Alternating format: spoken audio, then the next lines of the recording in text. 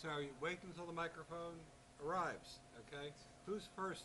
I know Larry is usually chomping. Not a general question, but a more narrowly focused question. You use the word theology a lot, and is that really? Are you really talking about theology means the study of the nature of God? Are you really talking about theology, or do you really mean Islamic doctrine, Islamic law? Just a small point, but I find myself being confused by that sometimes. Well, that's an excellent question. I'm glad you asked that. I speak of theology because doctrine is a part of theology. Doctrine is the understanding of dogma. A dogma is a divinely revealed religious truth. It's what theology works with. And a doctrine expresses that truth in whatever religion you're speaking of. So when I speak of Islamic theology, I'm referring to the beliefs about Allah that Islam holds to be as such and what they mean for them, how they are, what are the limitations, what are the implications of these beliefs.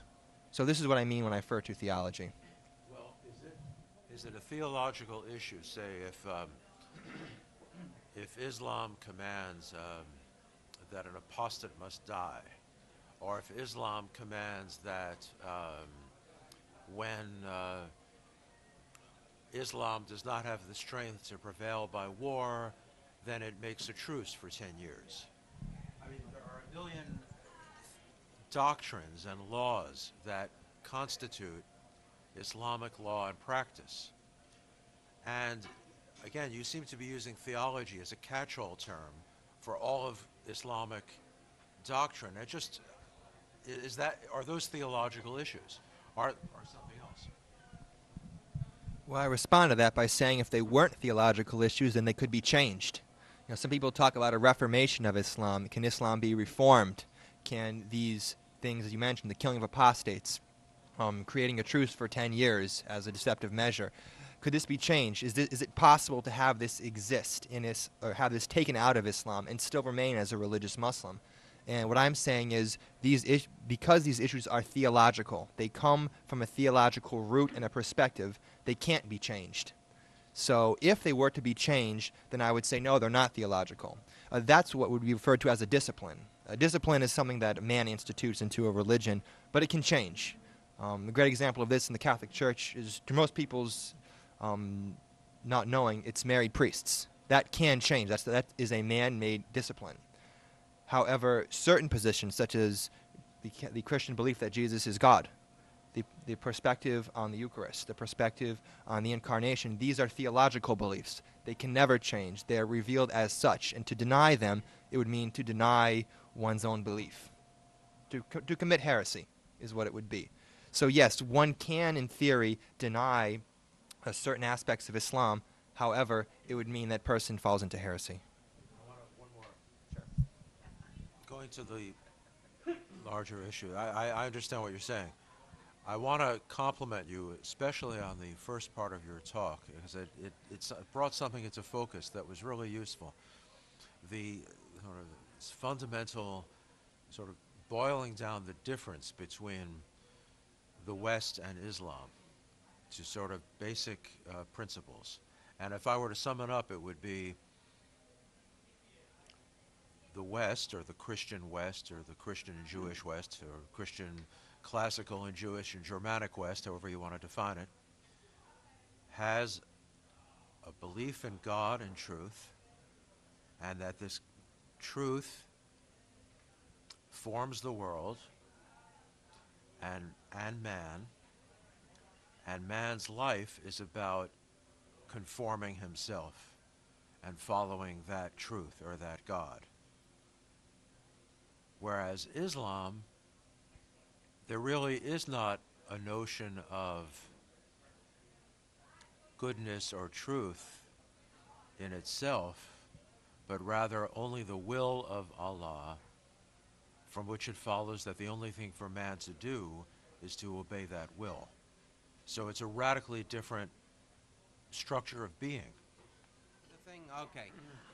Do you foresee the need to, and of course, obviously inspired by Larry, to expel all Islamic immigrants from Western countries? Well, what I'm going to say to that is we need to enforce our immigration laws first. We need to enforce our immigration laws and what's there. But that's a different issue altogether, I think, in certain respects. As regard to expelling people, what I'm going to say is we're not in a position to do that. Even if we could, it's completely impossible to remove any religious thought from any society, because, as I mentioned, the real issue here is with conversion.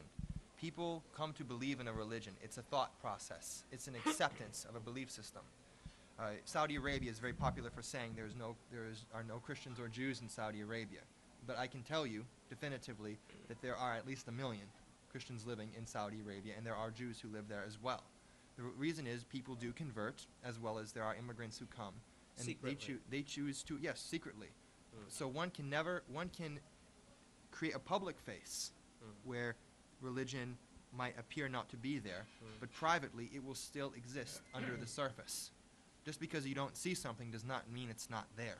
Same within the West. We could, if one was to say we could get rid of all Muslims in the West, that wouldn't get rid of them, because there would still be people who would believe in Islam. But it would get rid of most of them. Maybe. I can't say. The case of Spain is a really good example. Because Portugal expelled all Muslims from Portugal in 1492, and they went to Spain. Now, Muslims were not officially expelled from Spain until 1609. However, what happened with that is you had many people who would convert to Catholicism and live outwardly as Catholics, but inwardly they were Muslims. And many of these people were involved in starting revolts. They were involved in insurrections against the Spanish government. This was one of the reasons for the event of the Inquisition, which many people talk about. It was a lot of bad things happened during it. However, if we understand where these people came from, you can see why they did it. And even after 1609, there were still many Muslims who lived in Spain, and they still had varying degrees of influence. So But less. less. But like I said, what we're looking at a situation in the West is you're having Muslims who are born as first and second generation, mostly Europeans and Americans. They're here to stay. I mean, they're here to stay. This is their homeland. If someone may be of Pakistani descent, but Pakistan is not his homeland. England is his homeland. London, his flat in London is his homeland. His apartment in New York. But does he is his acknowledge homeland. England as his homeland? They don't. Once again, that's another issue. But it's their homeland in the sense that they live there. However, the obedience is to Islam. I'm saying after World War II, the German government banned Mein Kampf, publication of Mein Kampf. And I believe that ban is supposed to expire in a few years. Okay, Without the mic so close. the German government banned Mein Kampf after World War II. Okay, and it's a ban that's due to expire in a few years. My question is, I might be mistaken. I think Geert Wilders has proposed in the Dutch government to ban the Quran, saying that it's a hateful, that it incites hate. And I wonder what your thoughts are on that. I have a lot of respect for Geert. I had the pleasure of meeting him last year, and he's a very interesting, intelligent, and a man who really believes in his convictions, and I do support him. However, with regard to banning the Quran, I would say not to ban the Quran, because people need to see what's in that book. People need to understand what this religion teaches. Not Muslims per se, but people in the West. We need to know what this religion says. We need to know what it's saying about us, what about our contemporaries, people of the past, about fellow Muslims. If we do not know who we are, if we do not know who they are, how will we be able to respond to them and present the West and ourselves to them? Into this, I would also encourage that people in the West especially read the Hadith. The Hadith are the sayings of Muhammad. What did Muhammad actually say? Don't believe what a professor said. Don't believe what I said. Go read it yourself. Teach yourself. Go read the books of Islamic history. See what Muhammad said as written by the Muslims themselves. I put into this an excellent example. There's a Coptic priest. His name is Father Zakaria Boutros. He lives in hiding in this country. And what Father Boutros does is he runs a show in Arabic. And he simply goes into the Quran, goes into the Muslim hadith and he reads selections. And he reads what the classical Muslim commentators have to say about it. Through his show alone, 500 people have left Islam and joined the Coptic Orthodox Church. It is estimated that up to 20,000 have converted indirectly. Many Muslim people are unaware of what their own religion teaches. So, in one sense, we have a responsibility to show them what their own religion says, as well as to show our people, so that we can come back and say, this is what you say, however, I'd like to show you something that you might find a little better, something you might find more amenable. And it does influence.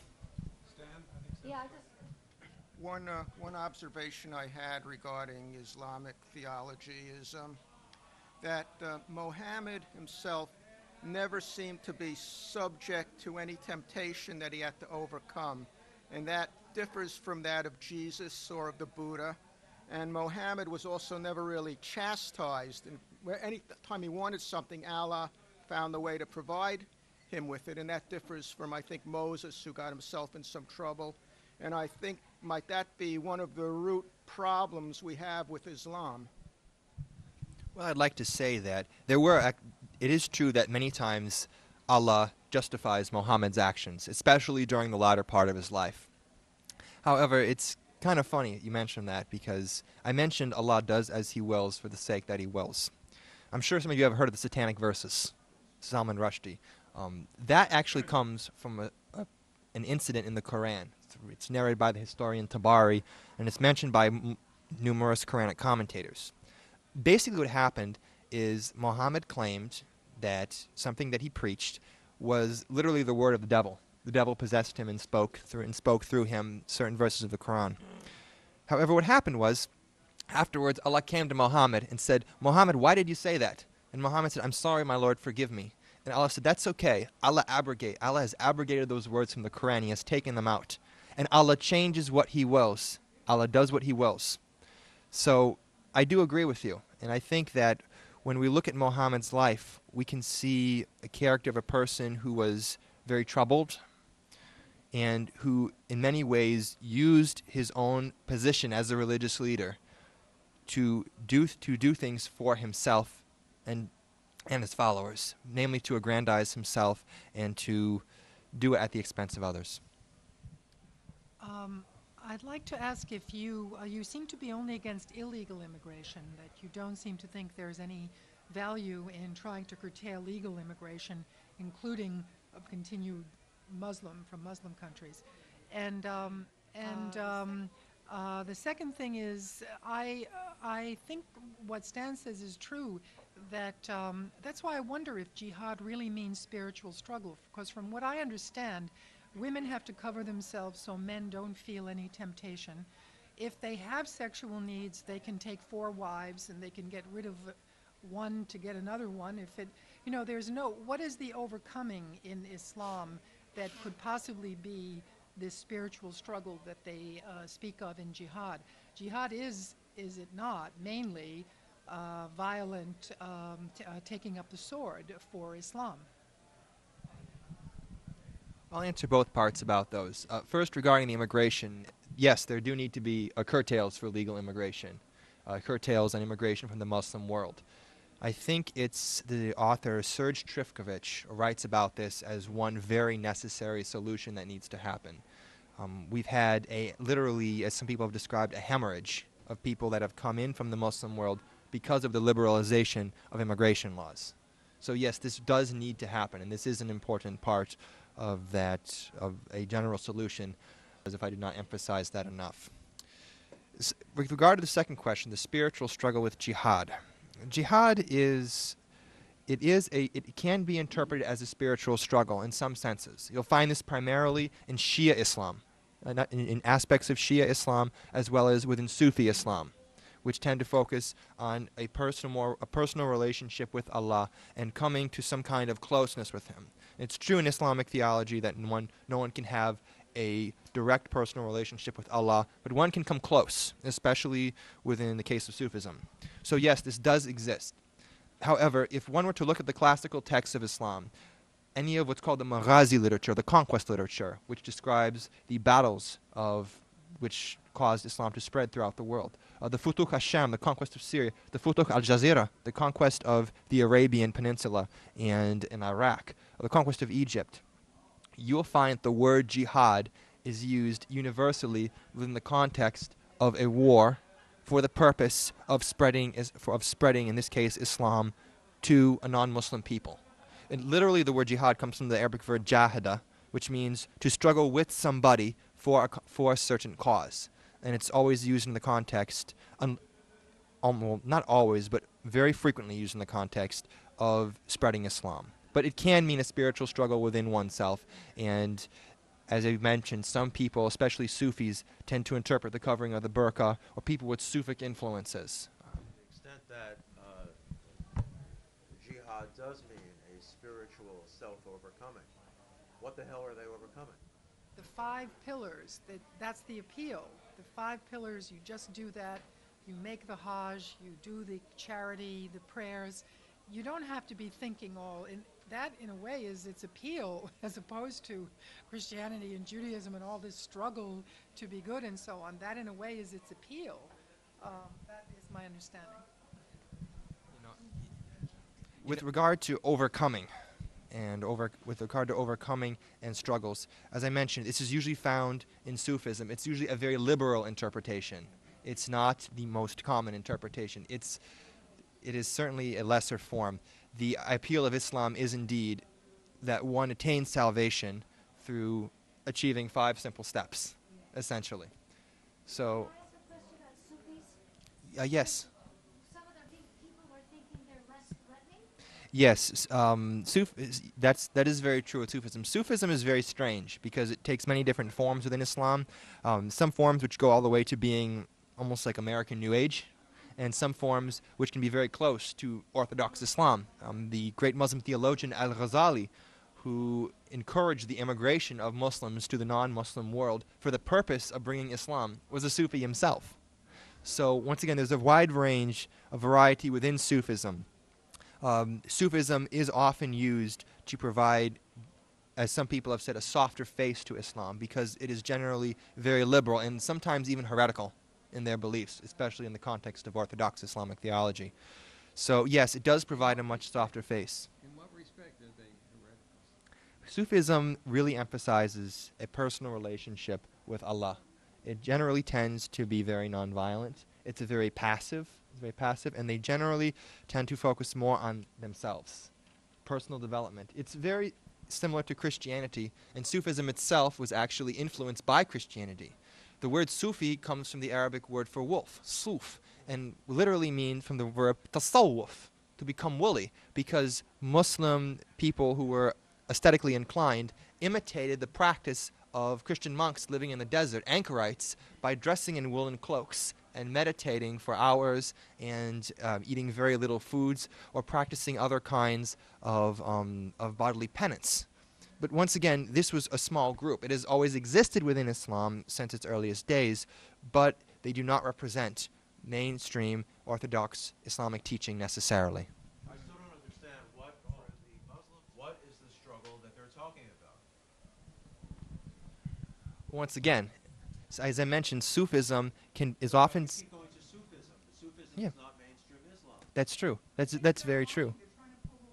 When They mainstream literally pull the wool. talk about jihad as self-struggle, what are they talking about?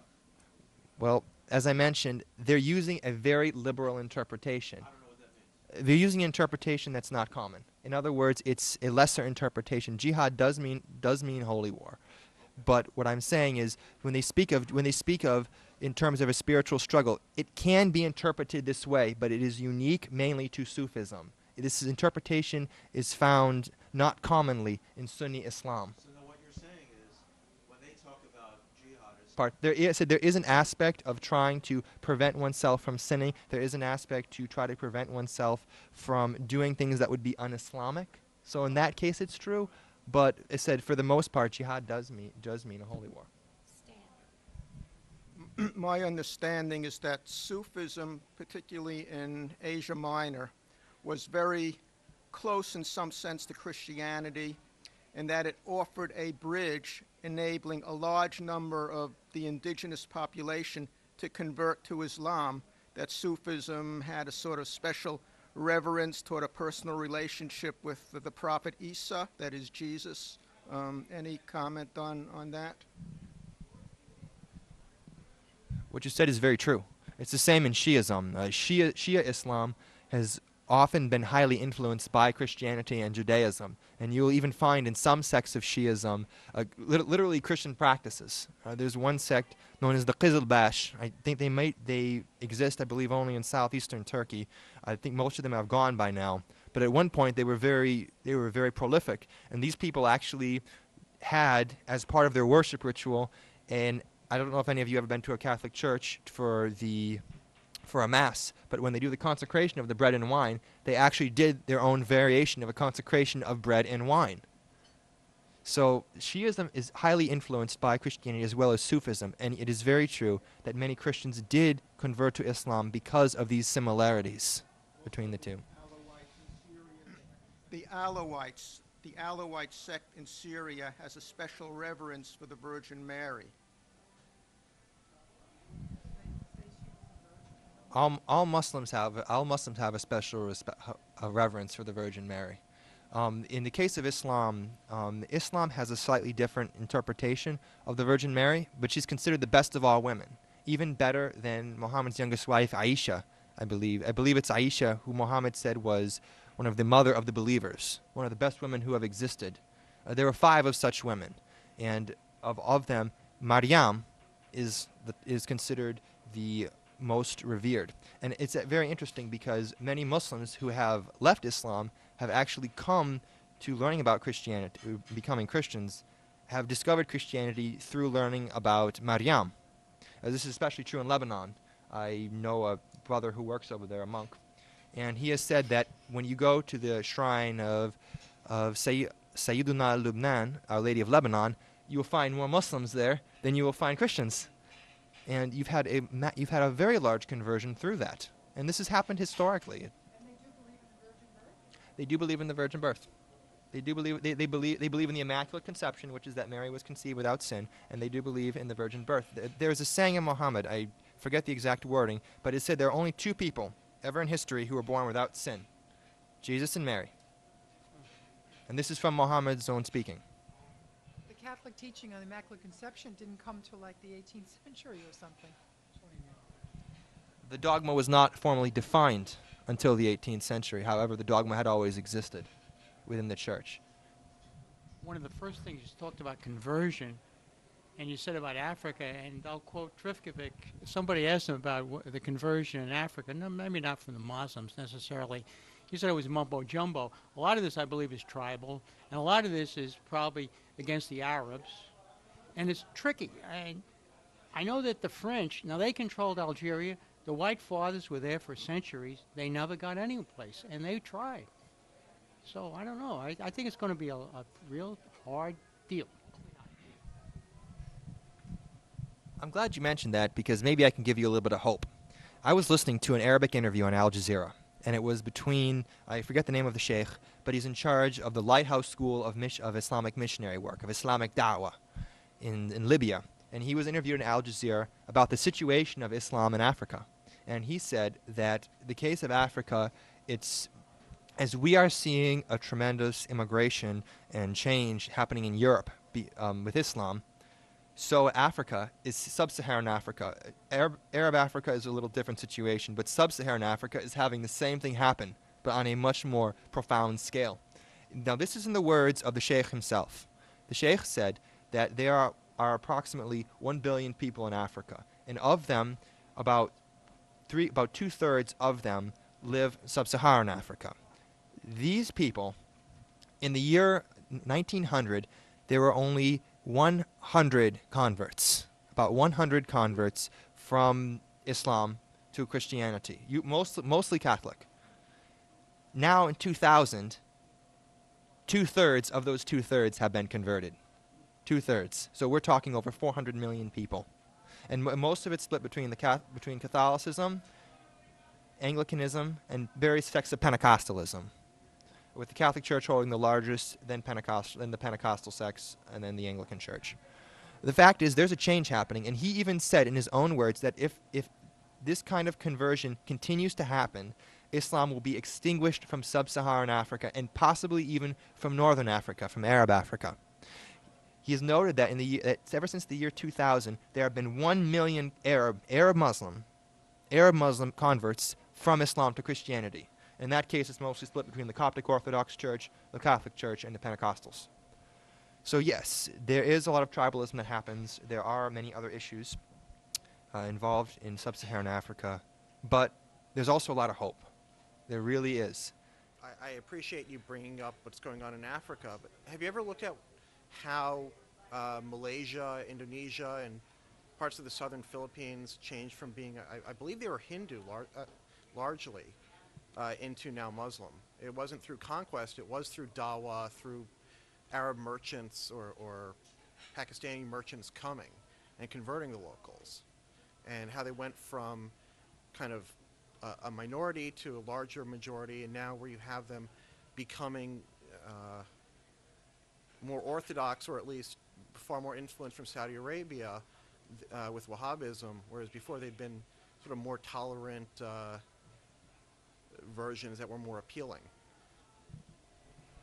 I'm glad you mentioned more tolerant version because, as many people will point out, it was in the very Far East. Islam did not spread by violent conquest. It spread by conversion that began with the coming of Sufi missionaries, specifically to Bangladesh.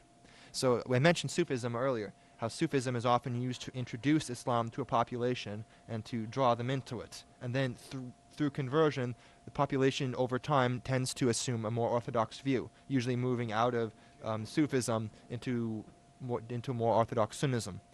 That's what happened in Bangladesh, in Indonesia, in Malaysia, and in Mindanao, in the southern Philippines. So that's in keeping with your idea that it changed. What'd you say? That's in keeping with your idea that the basic doesn't change, even though it may sometimes seem more moderate or mystical or even quasi-Christian, the basic theology is not going to change. So does that influence the idea that we can have, well, I mean, so many Muslims are not, really do just want to live here and basically simply follow the faith while also living in the West. But would you say that still is a danger to us because the faith will always pull, as you said? Well, I would say to this, with the case of many Muslims, it creates a terrible situation for them because now, and this is, I'm trying to present this from the perspective of as though I were a faithful Muslim. I genuinely believe in Islam. I truly am convinced that it is the truth and that I have found and that this religion is right. The question is, though, if I'm honest with myself and I really understand my text and my history, my religion teaches certain things that maybe I don't like. Maybe I don't believe in the killing of apostates. Maybe I believe that one can have a personal relationship with Allah than somebody else. Maybe I don't believe in Sharia. How do I reconcile that with myself? And the problem is it cannot be reconciled because it's a theological issue, and there are many Muslims, especially ones who are very well aware of their faith and understand its tenets, who are aware of this problem, and many of them are afraid to address it for fear of becoming heretics within their own religion and for fear of being damned in the afterlife, as well as rejection by their own Muslim families. And so what many of them do is they try to ignore the issue, or they try to downplay it, or they try to emphasize their beliefs while ignoring the teachings of Orthodox Islam. So it creates almost a kind of... they're trying to move in two directions at once. They're trying to be faithful to their religion, but they are trying also to be faithful to their conscience. And you can imagine if this is happening to people on a massive level throughout society, the kind of confusion it generates, the kind of anxiety, personal anxiety it generates. I genuinely believe this is key to my salvation. I'm going to go to hell and burn forever unless I believe this. But something just doesn't seem right to me. Something just seems wrong. How do I reconcile this? And it's impossible. So in that way, I genuinely feel a sense of compassion for them, the ones who truly believe and are struggling with this, because It's when you're looking at your beliefs and your entire worldview is being questioned. That's hard. Not so long ago, I heard Larry Oster, and he said, what we have to do is get rid of Islam, let them go back to their historic lands and do what they want to do and leave us, because they will not assimilate. They cannot and they shall not. And the last time I heard these two gentlemen speak was when they said it is absolutely a religion. Islam is a religion. My issue is, if we can say this is a political ideology, then maybe we can have them do whatever they want, but not here. I really would like to say it's a political ideology. I really would, because if it was a political ideology. I would like to say that, because if it was a political ideology, well, that's another issue. As I mentioned, I speak about Orthodox Islam and trying to speak the Orthodox perspective. I'll try to give the Orthodox perspective in this as well. The case, if it was a political ideology, we would be able to change it. There would be room within the system for it to be moderated, for there to be a reformation, for there to be a kind of democratization or some kind of change. There would be at least the potential for some of this to exist. The problem is that political systems are not based on what people believe to be divinely revealed unchanging truth. Let me just say, Mr. Bieszad, you have